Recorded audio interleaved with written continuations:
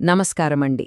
ఒక యోగి ఆత్మకథలోని అద్భుతమైన జ్ఞానం నుండి స్ఫూర్తి పొంది ఈరోజు మనం చాలా ఆసక్తికరమైన, లోతైన విషయం గురించి మాట్లాడుకుందాం. అసలీ గ్రహాల ప్రభావం, మన విధి, ఇంకా వాటిని దాటిపోయే యోగ మార్గాలు, వీటన్నిటి గురించి తెలుసుకుందాం. అసలు మన భవిష్యత్తు ముందే రాసిండుందా? ఇది ఎప్పటినుంచో వేల సంవత్సరాలుగా మనుషుల్ని ఆలోచింపజేస్తున్న ప్రశ్న కదా. మనం నిజంగానే ఈ ఖగోళ శక్తుల చేతిలో కీలుబొమ్మలమా, లేకపోతే మన జీవితాన్ని మనమే మార్చుకోగల శక్తి మనలో ఉందా? అయితే దీనికి సమాధానం అవును లేదా కాదు అని సింపుల్గా చెప్పేయలేం. ఒక ప్రాచీన యోగ బోధన మనకొక ఆశ్చర్యకరమైన సమాధానాన్ని ఇస్తుంది. బహుశా అసలు సమాధానం ఎక్కడో బయట నక్షత్రాల్లో కాదు, మన లోపలే దాగి ఉందేమో. సరే, ఈ రహస్యాన్ని అర్థం చేసుకోవాలంటే ముందుగా మనం జ్యోతిష్యం గురించి యోగులు ఏమనుకుంటున్నారో తెలుసుకోవాలి. అసలు మన విధి అనే కాన్సెప్ట్ని వాళ్ళు ఎలా చూస్తారో ఒక్కసారి చూద్దాం.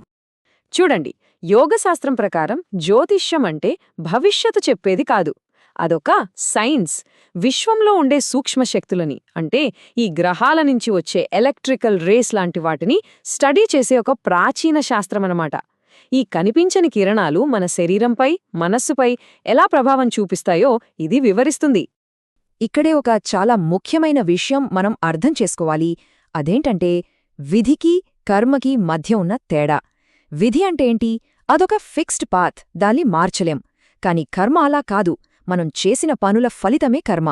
అంటే దాన్ని మనం ఇప్పుడు చేసే పనులతో మార్చుకునే అవకాశం ఉంటుంది. చూసారా ఎంత తేడా ఉందో? సరే, ఒకవేళ ఈ గ్రహాల ప్రభావం నిజమే అయితే అప్పుడు మన ఫ్రీవిల్ పరిస్థితి ఏంటి? మనం నిజంగానే ఈ గ్రహాల చేతిలో కీలుబొమ్మలమా? ఇది చాలా పెద్ద ప్రశ్న.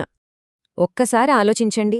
గ్రహాలకు మనపై అంత ప్రభావం ఉంటే మనం కేవలం కొన్ని విశ్వశక్తులకు స్పందించే మెషీన్లమా? మనం తీసుకునే నిర్ణయాలు నిజంగా మనవేనా, లేక బయటి శక్తులు మనతో ఆడిస్తున్నాయా? కానీ ఈ వాదనకు ఒక పవర్ఫుల్ కౌంటర్ ఉంది. పరమహంస యోగానందగారి గురువు శ్రీ యుక్తేశ్వర్ గారు ఏమన్నారంటే, మానవుడు ఆత్మ, అతనికి సంకల్పముంది, కాబట్టి అతను కీలుబొమ్మ కాదు. ఎంత సింపుల్గా, ఎంత బలంగా చెప్పారో చూడండి. దీని అర్థమేంటంటే మన గత కర్మ, ఈ గ్రహాల ప్రభావం, ఇవి మన జీవితంలో కొన్ని టెండెన్సీల్ని క్రియేట్ చేస్తాయి. అంటే మంచి లేదా చెడు పరిస్థితులను సృష్టించగలవు. కానీ అవి మనల్ని బలవంతంగా ఒక పని చేయించలేవు. ఫైనల్ చాయిస్ ఎప్పుడూ మనదే. అవి దారి చూపించొచ్చు, కానీ ఆ దారిలో నడవాలా వద్దా అనేది మన చేతుల్లోనే ఉంటుంది. మరి మనకున్న ఈ ఫ్రీ విల్ని ఎలా ఉపయోగించాలి? ఈ బయటి ప్రభావాల్ని ఎలా దాటాలి? దీనికి సమాధానమెక్కడో లేదు, మన లోపలే ఉంది. అదే మన అంతర్గత శక్తి. యోగతత్వానికి మూలస్తంభం లాంటిది ఈ ఆలోచన. ఏంటంటే మనం కేవలం ఈ కనిపించే శరీరం కాదు, మనం ఆత్మలం. సృష్టికర్త స్వరూపంలోనే మనల్ని సృష్టించారు.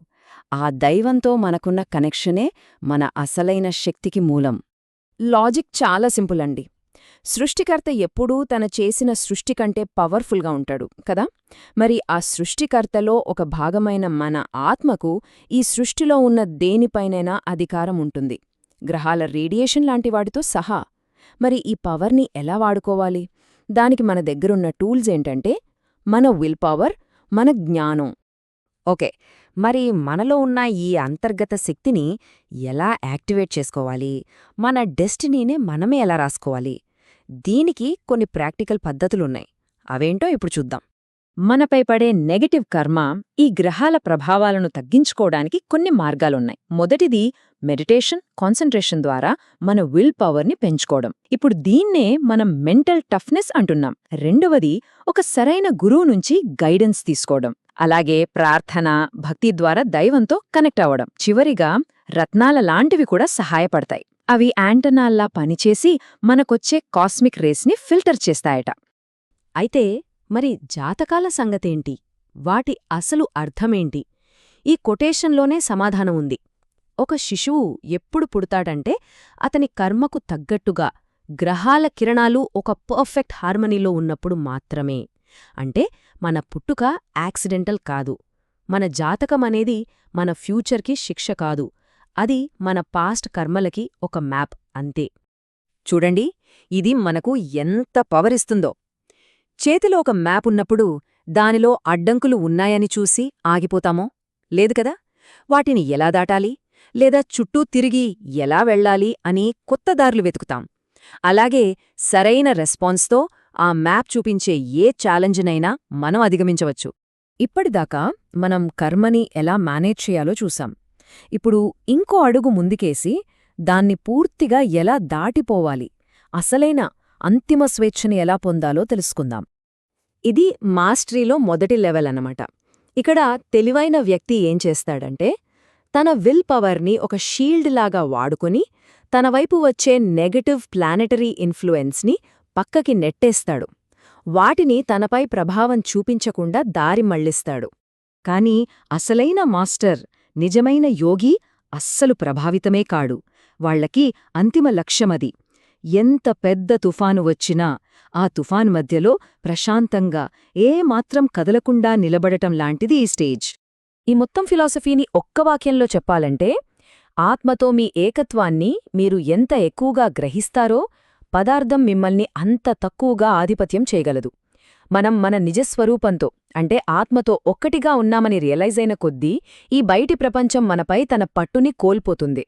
ఈ స్టేజికొచ్చాక మన లాయాల్టీ సృష్టికి ఉండదు, సృష్టికర్తకి ఉంటుంది.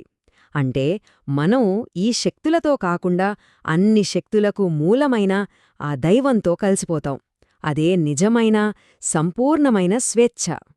చివరగా ఈ ఒక్క ప్రశ్నతో ముగిద్దాం. ఒకవేళ ఈ విశ్వంలో అన్నిటికంటే గొప్ప శక్తి ఎక్కడో బయట నక్షత్రాల్లో కాకుండా మన లోపలే ఉంటే? మన విధిని రాసే కలం బయటి గ్రహాల చేతిలో లేదు, మన సంకల్పంలో, మన ఆత్మలోనే ఉందన్నదే మనం ఈరోజు తెలుసుకున్న సత్యం.